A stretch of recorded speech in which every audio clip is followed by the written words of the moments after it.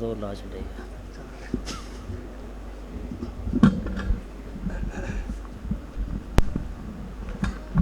کہنا چل رہا ہے سر؟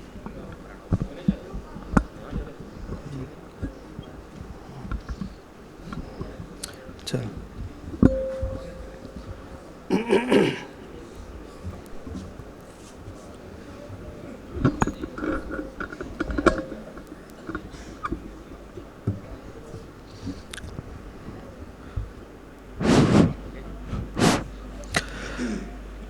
السلام علیکم ورحمۃ اللہ وبرکاتہ۔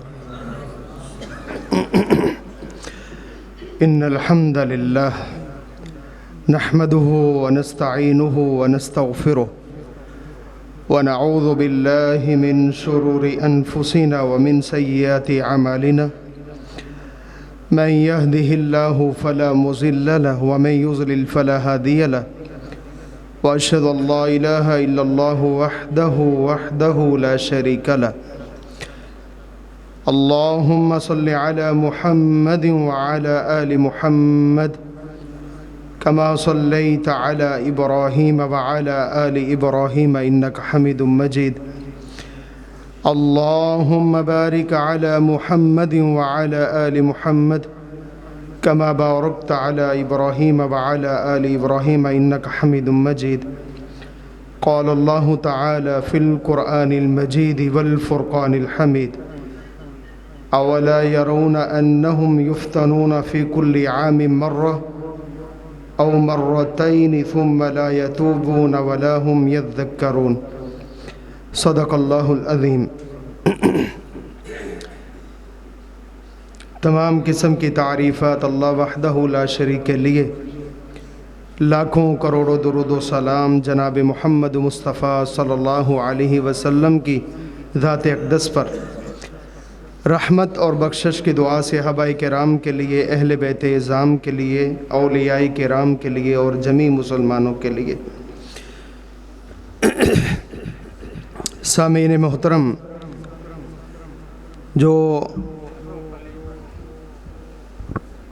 جو آیت میں نے آپ کے سامنے پیش کی،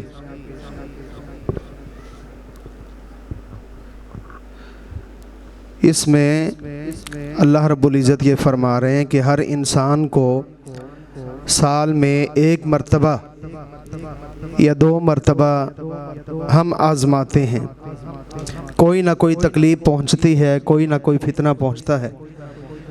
اولا یرون انہم یفتنون فی کل عام مرہ، ایک مرتبہ او مرتین یا 2 مرتبہ، ثم لا یتوبون، اسے چاہیے کہ وہ توبہ کر لے، ولا یذکرون، اور اسے چاہیے کہ اب بھی وہ نصیحت حاصل کر لے۔ قرآن سچی کتاب ہے، قرآن سے عظمت والی کوئی کتاب اس دنیا میں نہیں ہے۔ قرآن جہان والوں کے لیے ہدایت ہے، رحمت ہے، نصیحت ہے، اور آپ صلی اللہ علیہ وسلم کا جو حکم اور فرمان ہے وہ ہمارے لیے حرف آخر ہے۔ صحابہ کرام کی زندگیوں میں قرآن پاک اپنی تاثیر رکھتا تھا، اپنا اثر رکھتا تھا۔ جب صحابہ کرام پر آپ صلی اللہ علیہ وسلم پر وحی کے ذریعے قرآن پاک نازل ہوتا تو اس وقت تک دوسری آیت نازل نہیں ہوتی جب تک پہلی آیتوں پر عمل نہ کر لیتے۔ تو آپ صلی اللہ علیہ وسلم کا حکم صحابہ کرام کے لیے بھی اور ہمارے لیے بھی اور قیامت تک لوگوں کے لیے حرف آخر ہے۔ چند منٹ کی گفتگو میں ہم ان صحابہ کرام کا تذکرہ کریں گے جو غزوہ تبوک سے پیچھے رہ گئے تھے۔ غزوہ تبوک یہ غزوہ جو سلطنت روم تھی، عیسائیوں کی جو بادشاہت تھی، ان کے ساتھ مسلمان آپ صلی اللہ علیہ وسلم اور صحابہ کرام کرنے جا رہے تھے۔ آپ صلی اللہ علیہ وسلم کا یہ معمول تھا کہ جب بھی کسی غزوے کی تیاری کا حکم دیتے تو توریہ کرتے، اشارتاً کہتے کہ ہم نے فلاں جگہ جانا ہے اور فلاں جگہ ہم نے پڑاؤ ڈالنا ہے۔ واضح اشارے نہیں بتاتے تھے کہ یہ مقام ہے، یہ جگہ ہے، یہ جگہ کا نام ہے، ہم نے وہاں جانا ہے۔ لیکن غزوہ تبوک کے موقع پر آپ صلی اللہ علیہ وسلم نے ہر چیز واضح کر دی صحابہ کرام کو، اے میرے صحابہ ہم نے فلاں جگہ پر جانا ہے، اور فلاں سلطنت جو سلطنت روم ہے ان کے جو سپاہی سپہ سالار ہیں ان کے ساتھ ہمارا جو جنگ ہونے والی ہے، ہمارا لڑائی اور جھگڑا ہونے والا ہے ان کے ساتھ، لہٰذا سب صحابہ کرام زور و شور کے ساتھ تیاری کریں۔ صحابہ کرام نے تیاریاں شروع کر دیں، دن گزرتے گئے، وقت گزرتا گیا، صحابہ کرام زور و شور سے تیاریاں کر رہے ہیں، اور وہ وقت سخت گرمی کا تھا، سخت گرمی کا وقت تھا، اور درخت جو ہے وہ اپنے پھلوں کے عروج پر تھے، یعنی کہ انسان جس سڑک کے کنارے سے گزرتا اسے اچھا بھلا درختوں کا سایہ محسوس ہوتا، اور سایہ ان دنوں میں ہوتا ہے جب درختوں کے اوپر پھل لگ رہا ہو، بہار کا موسم ہو، ان دنوں میں درختوں کا سایہ کافی گھنا ہوتا ہے، زیادہ ہوتا ہے۔ اور اسی طرح کھیتیاں جو ہیں وہ بھی اپنی اناج پر تھیں، اناج ان کا بالکل تیار تھا۔ ایک صحابہ کرام کے لیے بہت بڑی آزمائش تھی، لیکن کرتے کیا؟ چونکہ آپ صلی اللہ علیہ وسلم پر اللہ کی وحی نازل ہوئی اور آپ صلی اللہ علیہ وسلم کا حکم تھا، اور صحابہ کرام اپنی تیاریاں کر رہے تھے، صحابہ کرام تیاریاں کر رہے تھے۔ وقت آن پہنچا اور آپ صلی اللہ علیہ وسلم لشکر کو لے کر تبوک کی جانب روانہ ہو گئے۔ 80 کے قریب لوگ جو ہے وہ اس لشکر میں شامل نہ ہو سکے، 80 کے قریب لوگ۔ آپ صلی اللہ علیہ وسلم طویل سفر کرنے کے بعد جب ایک جگہ پر پڑاؤ ڈالتے ہیں، آپ صلی اللہ علیہ وسلم ایک صحابی کے بارے میں دریافت کرتے ہیں کہ میرے صحابہ مجھے کعب نظر نہیں آ رہا، کعب نے کیا کیا؟ یہ آپ صلی اللہ علیہ وسلم کے الفاظ تھے۔ صحابہ کرام میں سے ایک صحابی اٹھے اور انہوں نے کہا اللہ کے رسول صلی اللہ علیہ وسلم کعب کو خوشحالی نے روک لیا ہے، کعب کو خوشحالی نے، مال و متاع نے، مال و دولت نے روک لیا ہے۔ قریب حضرت معاذ بن جبل رضی اللہ تعالیٰ عنہ بھی تشریف فرما تھے، کھڑے ہوئے، انہوں نے کہا میرے بھائی، میرے دوست، یہ بات نہیں ہے، جو کعب ہے وہ بہت اچھا اور نیک انسان ہے، اسے خوشحالی نے نہیں روکا، ضرور کوئی نہ کوئی وجہ ہوگی جس کی وجہ سے وہ رکے ہیں۔ تو حضرت کعب رضی اللہ تعالیٰ عنہ اپنا یہ واقعہ بیان کرتے ہیں۔ 80 کے قریب لوگ تھے، جن میں سے 9 صحابہ کرام تھے، اور 6 صحابہ کی جو معافی ہے وہ بہت جلد اللہ نے قبول کر لی، اور 3 صحابہ کی جو معافی ہے وہ اللہ رب العزت نے تقریباً 50 دنوں کے بعد قبول فرمائی۔ جب آپ صلی اللہ علیہ وسلم غزوہ تبوک کر کے واپس آئے، اور آپ صلی اللہ علیہ وسلم کا یہ معمول تھا جب بھی کسی سفر سے آتے تو سب سے پہلے مسجد میں تشریف فرما ہوتے، مسجد میں آتے آپ صلی اللہ علیہ وسلم 2 رکعت نماز پڑھتے۔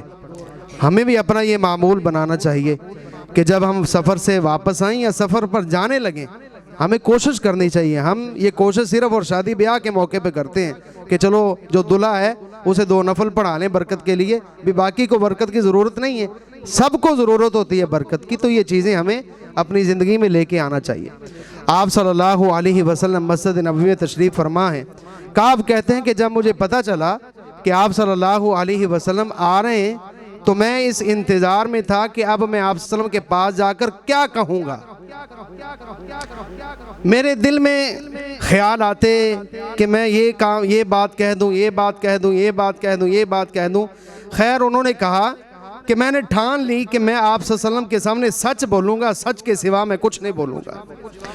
خیر 80 صحابہ، 80 مسلمانوں میں سے جو 80 صحابہ میں سے 9 جو صحابہ تھے انہوں نے اپنے آپ کو سائڈ پر کر لیا، اور باقی جو لوگ تھے مسلمان جن کے اندر نفاق باقی تھا، جن کے اندر نفاق باقی تھا، وہ آپ صلی اللہ علیہ وسلم کے پاس جاتے اور بہانہ لگاتے، اور آپ صلی اللہ علیہ وسلم ان کا معاملہ اللہ کے سپرد کر دے اور انہیں بھیج دیتے۔ باری آ گئی 9 صحابہ کی۔ 9 میں سے 6 صحابہ نے جلد بازی کی اور انہوں نے اپنے آپ کو مسجد نبوی کے ستونوں کے ساتھ جکڑ لیا، باندھ لیا۔ صحابہ کرام نے دیکھا کہ 6 صحابہ نے اپنے آپ کو مسجد نبوی کے ستونوں کے ساتھ باندھا ہوا ہے، خیر ہے، کیا مسئلہ ہے؟ پوچھا آپ نے اپنے آپ کو کیوں باندھا ہوا ہے؟ کہا کہ ہم غزوہ تبوک سے پیچھے رہ گئے تھے، اسی لیے یہ ہماری غلطی ہے، ہم نے اپنی غلطی کو تسلیم کر لیا، اب ہم معافی کے طلبگار ہیں، ہم اس سزا کے مستحق ہیں، اس لیے ہم نے اپنے آپ کو باندھ لیا ہے۔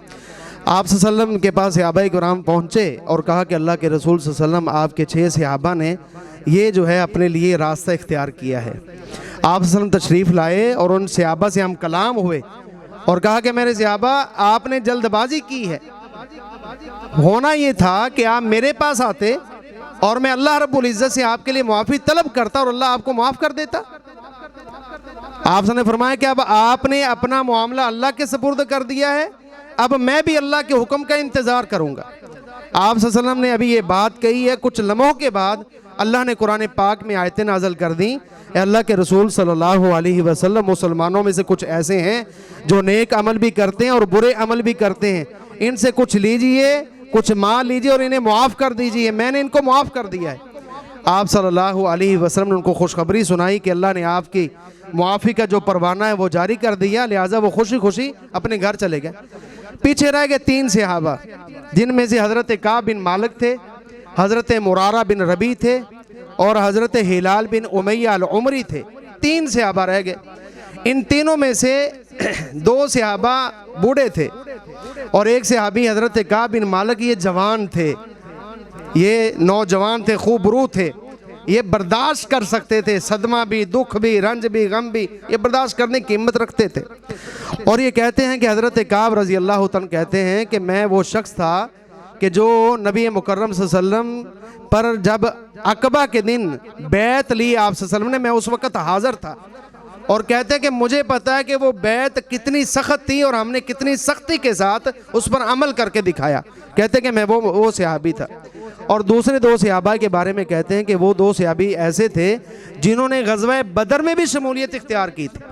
جب میں ان کی طرف دیکھتا میں تھوڑا سا حوصلہ رکھتا کہ وہ بدر والے بھی 2 بیٹھے ہیں اور میں بھی پیچھے ہوں، کچھ نہیں ہوتا، معاملہ اللہ کے سپرد ہوگا۔ خیر حضرت کعب رضی اللہ عنہ کو خبر پہنچی کہ آپ صلی اللہ علیہ وسلم غزوہ تبوک سے واپس آ گئے مسجد میں۔ حضرت کعب بھی اپنی آرزو لے کے آپ صلی اللہ علیہ وسلم کے پاس بیٹھے۔ جب باری آئی تو آپ صلی اللہ علیہ وسلم نے فرمایا کعب پیچھے کیوں رہے؟ کہا کہ اللہ کے رسول صلی اللہ علیہ وسلم کچھ بھی نہیں تھا، کوئی بہانہ نہیں ہے، بس ایسے ہی آج تیاری کرتا ہوں، کل تیاری کرتا ہوں، آج تیاری کرتا ہوں، کل، بس میں پیچھے رہ گیا۔ آپ صلی اللہ علیہ وسلم نے فرمایا مسکرائے، اس مسکراہٹ میں غصے کی آمیزش تھی۔ حضرت کعب کہتے ہیں کہ میں آپ صلی اللہ علیہ وسلم کی طرف ایسے دیکھ رہا تھا، مسکراہٹ تو تھی لیکن اس میں غصہ تھا، اور آپ صلی اللہ علیہ وسلم نے فرمایا کہ کعب اللہ کے حکم کا انتظار کرو اور جاؤ، چلے جاؤ۔ حضرت کعب کہتے ہیں کہ مجھے اور دونوں صحابہ کو آپ صلی اللہ علیہ وسلم نے ہمارے گھر بھیج دیا، اور کہتے ہیں کہ وہ جو 2 صحابہ تھے کچھ دن مسجد میں آئے، وہ سلام کہتے، کوئی سلام کا جواب نہ دیتا، آپ صلی اللہ علیہ وسلم کی طرف دیکھتے، آپ صلی اللہ علیہ وسلم ان کی طرف نہیں دیکھتے تھے، اور جب وہ اپنی نماز میں مشغول ہوتے پھر آپ صلی اللہ علیہ وسلم کی طرف دیکھتے، اور جب وہ آپ صلی اللہ علیہ وسلم کی طرف متوجہ ہوتے تو آپ صلی اللہ علیہ وسلم اپنا چہرہ مبارک دوسری طرف پھیر لیتے۔ بڑی پریشانی کا باعث صحابہ کرام کہتے ہیں کہ یہ معاملہ ہمارے اوپر بڑھ گیا اور سختی شدت اختیار کر گئی، اور جو 2 صحابہ تھے انہوں نے اپنے گھروں میں اپنے آپ کو بند کر لیا۔ وہ صبح و شام روتے، نمازیں پڑھتے، مصلی پہ بیٹھتے، لمبے سجدے کرتے، لمبے رکوع کرتے، اور اللہ سے معافی کی درخواست کرتے کہ اللہ کسی طریقے سے ہمیں معاف کر دے، اللہ ہم سے غلطی ہو گئی ہے، ہم نے نبی مکرم صلی اللہ علیہ وسلم کی آواز پر لبیک نہیں کہا، ہم غزوہ تبوک میں حاضر نہیں ہوئے، اللہ ہمیں بخش دے۔ بس یہ معافی ان کی جاری تھی، اور رو رو کر ان کا برا حال تھا، اور جو بوڑھے تھے وہ تو 4 پائیوں کے ساتھ لگ گئے۔ اور حضرت کعب کہتے ہیں کہ میں جوان تھا، میں چپکے آتا اور آپ صلی اللہ علیہ وسلم کے پاس بیٹھتا بھی، اور جب میں ایسے آپ صلی اللہ علیہ وسلم کی طرف دیکھتا، آپ صلی اللہ علیہ وسلم اپنا چہرہ پھیر لیتے، اور جب آپ صلی اللہ علیہ وسلم میری طرف دیکھتے اور میں آپ صلی اللہ علیہ وسلم کی طرف تھوڑی سی آنکھ کر کے دیکھتا، پھر آپ صلی اللہ علیہ وسلم اپنا چہرہ پھیر لیتے۔ خیر یہ کشمکش جاری رہی، اور میں سلام پیش کرتا آپ صلی اللہ علیہ وسلم کی خدمت میں دیکھتا کہ آپ صلی اللہ علیہ وسلم کے جو لب ہیں وہ حرکت بھی کرتے ہیں یا نہیں کرتے۔ کہتے ہیں کہ خیر معاملہ گمبھیر ہوتا گیا، اور آپ صلی اللہ علیہ وسلم نے صحابہ کرام کو کہا، اے میرے صحابہ، ان 3 آدمیوں سے آپ نے کلام بھی نہیں کرنی۔ تمام صحابہ نے ہم سے جو کلام ہے وہ بھی ختم کر دی، قطع تعلقی کر دی۔ کہتے ہیں کہ میں گھر میں بیٹھا تھا، ایک دن میرے دل میں آیا کہ میرا ایک چچا زاد ہے جس کا نام حضرت قتادہ رضی اللہ تعالیٰ عنہ کا باغ ہے، کہتے ہیں میں ان سے جا کے ملتا ہوں، ان کا بہت اچھا دوست بھی تھا۔ کہتے ہیں میں گیا اور میں نے دیوار پھلانگی اور حضرت قتادہ رضی اللہ عنہ کے ساتھ جا کے بیٹھ گیا۔ میں نے کہا کہ اللہ اور اس کے رسول کا میرے بارے میں کیا خیال ہے؟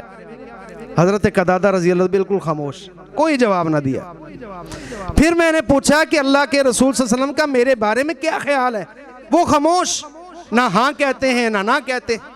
4 مرتبہ کہتے ہیں کہ میں نے ان سے کہا کہ اللہ اور اس کے رسول صلی اللہ علیہ وسلم کا میرے بارے میں کیا خیال ہے، کچھ تو بولو۔ انہوں نے کہا کہ اللہ اور اس کے رسول ہی جانتے ہیں، ہمیں اس بات کا علم نہیں ہے۔ حضرت کعب کی آنکھوں میں آنسو آئے، وہ تھوڑا سا دل لے کے دیوار پھلانگی اور باہر آئے، اپنے گھر میں چلے گئے۔ کچھ لمحے بعد انہوں نے مدینہ کے بازار کا چکر لگایا، مدینہ کے بازار میں نکلے اور لوگوں سے سلام کہا، لیکن لوگ سلام کا جواب ہی نہیں دیتے۔ لوگ ان کو ایسے دیکھتے جیسے ان کو ان کے ساتھ جان پہچان ہی نہیں ہے، جیسے یہ ہمارے ساتھ رہتے ہی نہیں ہیں۔ اتنا لا تعلق آپ صلی اللہ علیہ وسلم کے حکم پر صحابہ کرام نے ان کو بلانا چھوڑ دیا۔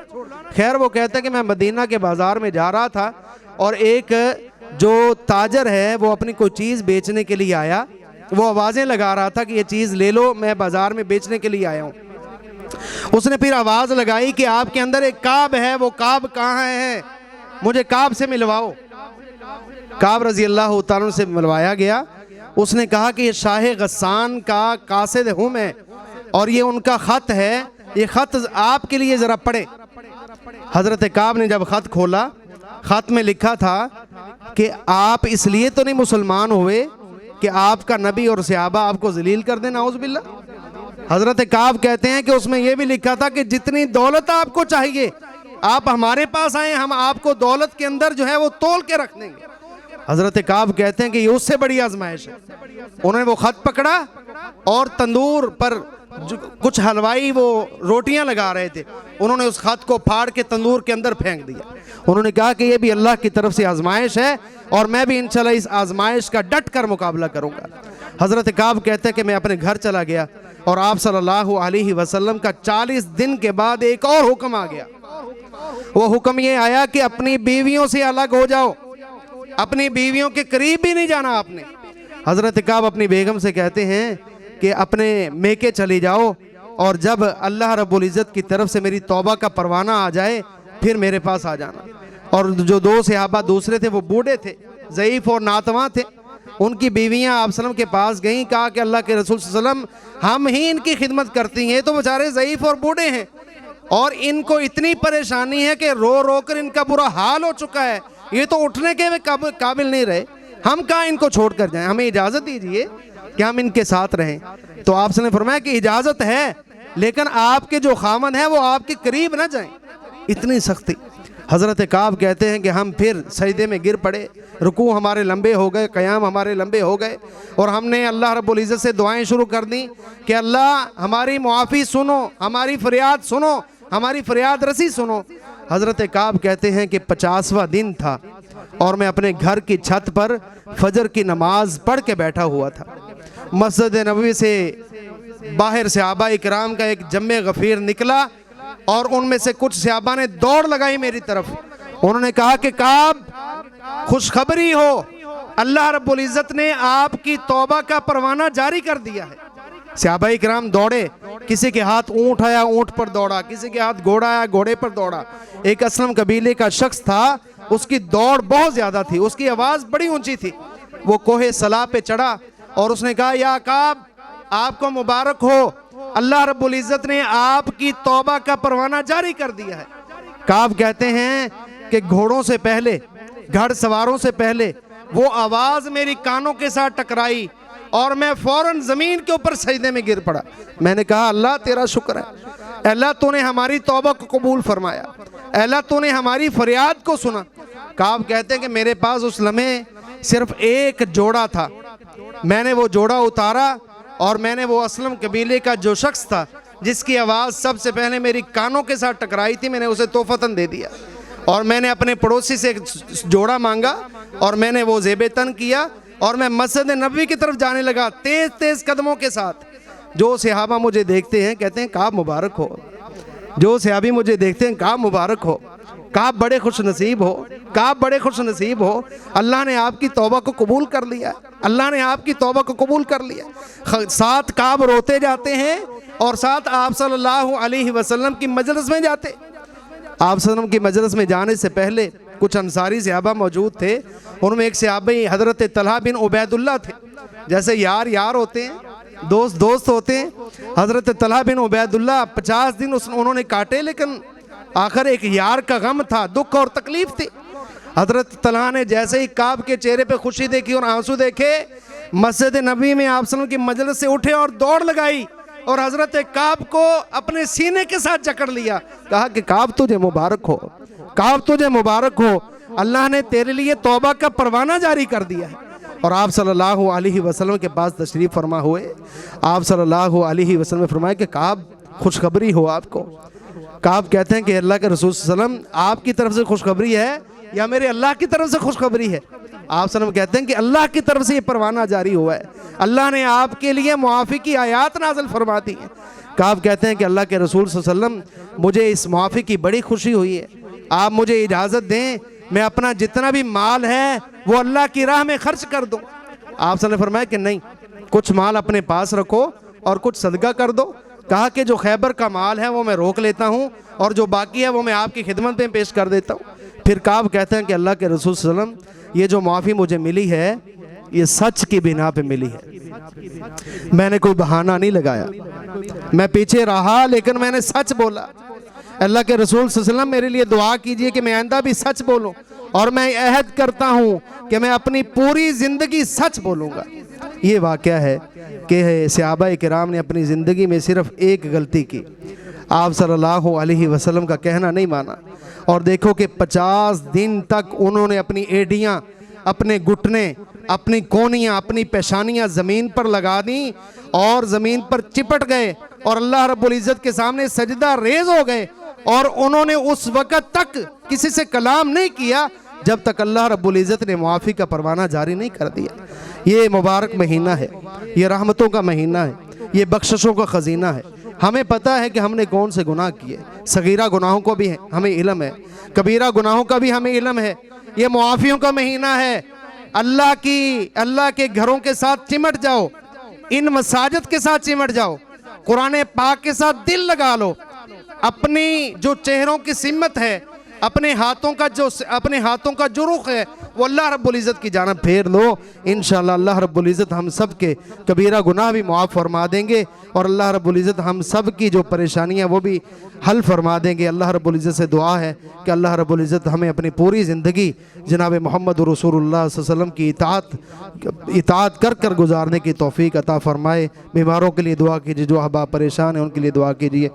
یا رب لک الحمد کما ینبغی لجلال وجہک وعظیم سلطانک، اللہ لا الہ الا انت المنان بدیع السماوات والارض یا ذا الجلال والاکرام، اللہم صل علی محمد وعلی آل محمد کما صلیت علی ابراہیم وعلی آل ابراہیم انک حمید مجید، اللہم بارک علی محمد وعلی آل محمد کما بارکت علی ابراہیم وعلی آل ابراہیم انک حمید مجید۔ یا اللہ کریم، ہم گناہ گار ہیں، خطا کار ہیں، سیاکار ہیں، یا اللہ ہم سب کو معاف فرما، یا اللہ ہم سب کو معاف فرما، یا اللہ ہم سب کو معاف فرما، یا اللہ ہم سب کو معاف فرما، یا اللہ ہمارے صغیرہ کبیرہ گناہوں کو معاف فرما، یا اللہ ہمارے صغیرہ کبیرہ گناہوں کو معاف فرما، یا اللہ ہمارے عزیز و اقارب، دوست احباب، اساتذہ کرام، علماء کرام جو یا اللہ فوت ہو چکے ہیں، یا اللہ سب کو جنت الفردوس میں اعلیٰ مقام عطا فرما۔ یا اللہ جو بیمار ہیں، جو مسلمان بیمار ہیں ہسپتالوں میں، گھروں میں، جہاں بھی ہے، یا اللہ ان کو اپنی رحمت سے شفائے کاملہ عاجلہ عطا فرما، یا اللہ ان کو اپنی رحمت سے شفائے کاملہ عاجلہ عطا فرما۔ یا اللہ اس مسجد کو آباد فرما، یا اللہ اس مسجد کو آباد فرما، یا اللہ اس مسجد کو آباد کرنے والوں کو آباد فرما، یا اللہ اس مسجد کے آباد کرنے والوں کو آباد فرما۔ یا اللہ اس مسجد کے بہت اچھے منصوبے ہیں، یا اللہ رمضان میں رونقیں ہوتی ہیں، سحریاں ہوتی ہیں، افطاریاں ہوتی ہیں، یا اللہ قیام ہوتا ہے، قیام اللیل ہوتا ہے، یا اللہ دروس ہوتے ہیں، وعظ ہوتے ہیں، تذکیر ہوتی ہے، یا اللہ دین کی ترسیل ہوتی ہے، یا اللہ تبلیغ ہوتی ہے۔ یا اللہ اس مرکز کو قیامت تک آباد فرما، یا اللہ اس مرکز کو قیامت تک آباد فرما۔ فرما، یا اللہ اس مرکز کو قیامت تک آباد فرما، یا اللہ اس مرکز کو نور کا منبع بنا، یا اللہ ہدایت کا منبع بنا، یا اللہ جس نے اس مسجد کی بنیاد رکھی ہے، یا اللہ ان کی قبروں کو روضۃ من ریاض الجنہ بنا دے، یا اللہ ان کی قبروں کو روشن فرما، یا اللہ ان کی قبروں کو روشن فرما، یا اللہ درجات بلند فرما، یا اللہ درجات بلند فرما، یا اللہ ہم گناہ گار ہیں، خطا کار ہیں، سیاہ کار ہیں، یا اللہ ہم سب کو معاف فرما، یا اللہ ہم سب کو معاف فرما، یا اللہ پوری زندگی سچ بولنے کی توفیق عطا فرما، یا اللہ پوری زندگی سچ بولنے کی توفیق عطا فرما، یا اللہ جتنے روزے رکھے قبول فرما، یا اللہ جو بقیہ روزے ہیں صحت سلامتی اپنے فضل اور توفیق سے یا اللہ رکھنے کی توفیق عطا فرما، یا اللہ تمام عبادات خوشی کے ساتھ کرنے کی توفیق عطا فرما۔ نعوذ من عذاب القبر، نعوذ من عذاب القبر، نعوذ من عذاب القبر، نعوذ من عذاب جہنم، نعوذ من عذاب جہنم، نعوذ من عذاب جہنم، نعوذ من فتنة المسیح الدجال، نعوذ من فتنة المسیح الدجال۔ اللهم اكفنا بحلالك عن حرامك واغننا بفضلك عمن سواك، لا الہ الا انت سبحانك انی کنت من الظالمین۔ یا اللہ جو بے اولاد ہیں ان کو نیک نرینہ اولاد عطا فرما، یا اللہ جو بے اولاد ہیں ان کو نیک نرینہ اولاد عطا فرما، یا اللہ جن کو تو نے اولاد دی ہے ان کی اولاد کو اپنے والدین کی آنکھوں کی ٹھنڈک بنا دے، یا اللہ ہم سب کو حج عمرہ کرنے کی توفیق عطا فرما، یا اللہ ہم سب کو حج عمرہ کرنے کی توفیق عطا فرما، یا اللہ جو ہم نے مانگا ہمیں عطا فرما، جو ہم نہیں مانگ سکے ہمارے ایک میں بہتر ہے تو جانتے، یا اللہ وہ بھی ہمیں عطا فرما، یا اللہ اس رمضان کو ہمارے لیے بخشش کا مہینہ بنا دے، یا اللہ رحمت کا خزینہ بنا دے، یا اللہ بخشش کا خزینہ بنا دے، یا اللہ مغفرت کا مہینہ بنا دے۔ ربنا تقبل منا انک انت السمیع الدعاء، سبحان ربک رب العزت عما یصفون، وسلام علی المرسلین والحمد للہ رب العالمین۔